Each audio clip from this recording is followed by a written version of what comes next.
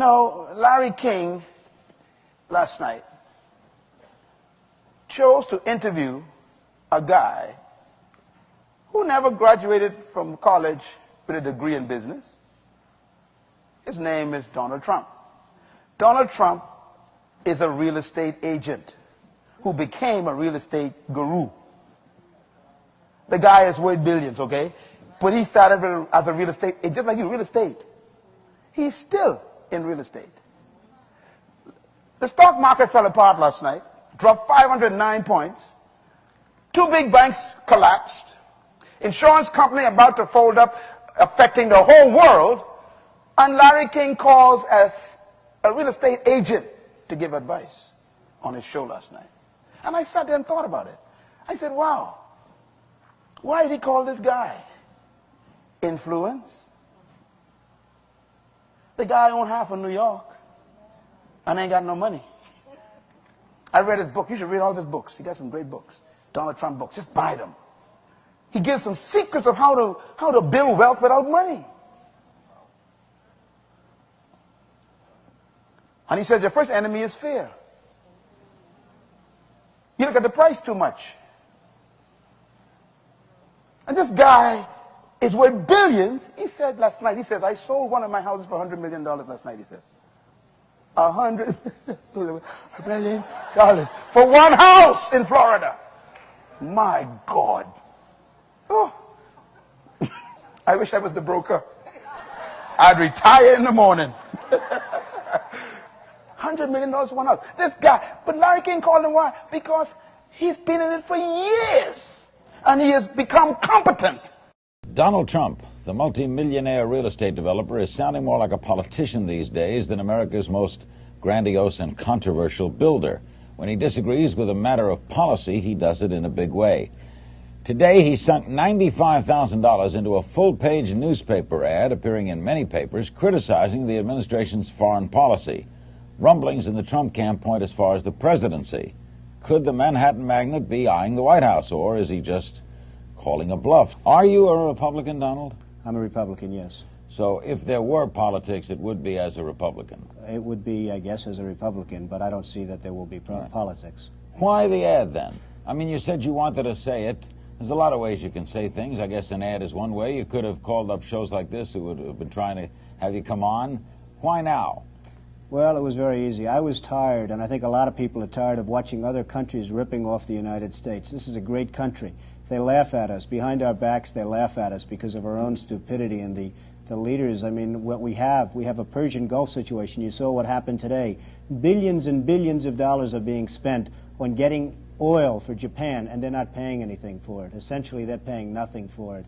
We have tankers going back and forth that our men are protecting, losing their lives. I mean, they're losing their lives, Larry. We're spending billions and billions on protection, and those tankers are going over to Japan. It's just preposterous. I watched the Kuwaiti oil minister the other day laughing as he was explaining how much money they intend to make with the Bridgeton, which has been a total disaster, the Bridgeton.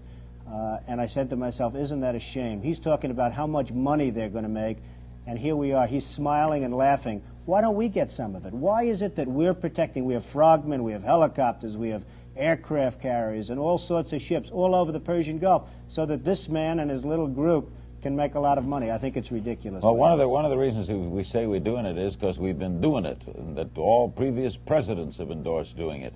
I guess the kind of thinking of an entrepreneur is because somebody else said it was right doesn't make it right, right? Larry, the country is losing $200 billion a year. $200 billion.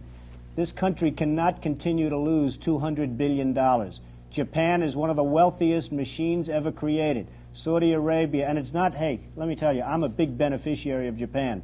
They buy my apartments in spades. They're fine people. But they're laughing to themselves as to what's happening over here. We're not kidding ourselves. They're laughing to themselves, Larry, as to what's happening with this country. But Donald, a lot of people feel the way you feel, and a lot of people maybe with as much money, or certainly some people with as much money feel the way you feel. Why did you go public? Because somebody had to, Larry. I watch it again, and it's a very important point. Japan is a money machine. Saudi Arabia is a money machine. Kuwait, these are money machines, the greatest ever created. The United States is if it were a corporation, it would be bankrupt. It's losing $200 billion a year. For years now it's been losing that. What right do we have to go out and defend? Why aren't these countries, these wealthy money machines, paying us for the defense of their freedom and their nations? Why aren't they paying us? We are kind of the world's keeper, are we not? I don't believe we should be. I think Japan should certainly make a contribution. Japan is one of the reasons they're so successful is they don't have to worry about defense, because why should they worry about defense when the United States will do it for nothing? I mean, it's crazy. Saudi Arabia, I mean, you saw what happened with Saudi Arabia. We're going through the Gulf. We have old-fashioned, obsolete minesweepers. We ask Saudi Arabia for the use of their minesweepers, which are the best made, the most modern, the best, and they say no.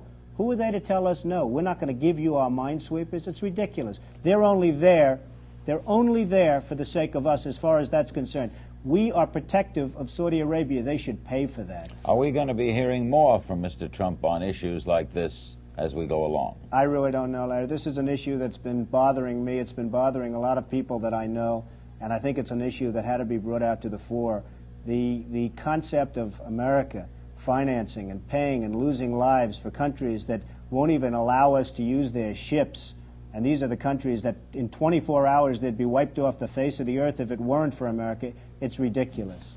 By the way, a couple of other things, then we'll take some calls for Donald Trump. Is it true that you're going to go to New Hampshire in October at the invitation of Mike Dunbar, who's heading a group called Draft Donald Trump?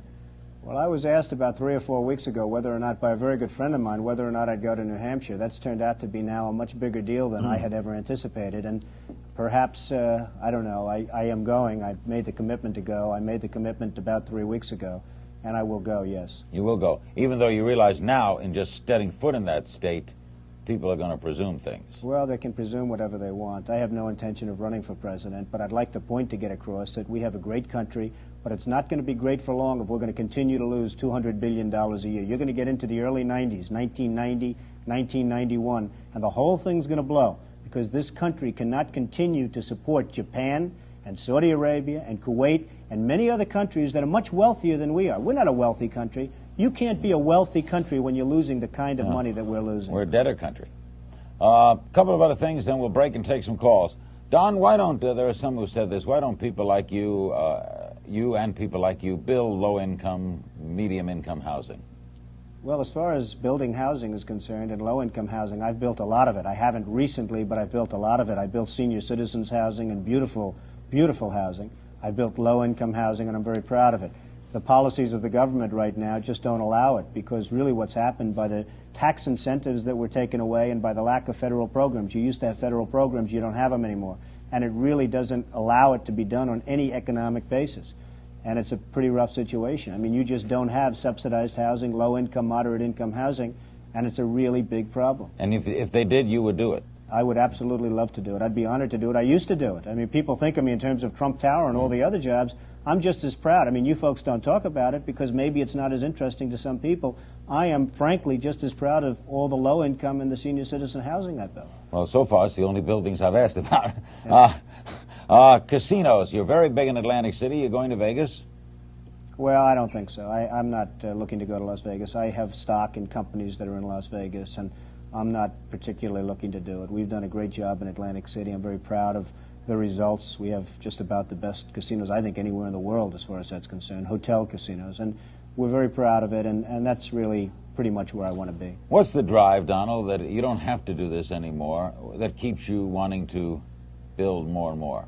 Well, it's a creative process. I enjoy the creative process. I like building things. I like building beautiful buildings. I like doing other things. I've been doing a lot of other things. It's a creative process, Larry, and it really gives you something to do with your life, and it's something that you can feel fulfilled and proud of when you're finished, if you do a good job. Do you want a break because of what you do? In other words, are you saying to New York and other places, I'll come in and do this, please give me what you will not give someone else? No, I'm not looking for breaks. I think I probably would have a harder time getting breaks. I mean, you talk about Ed Koch.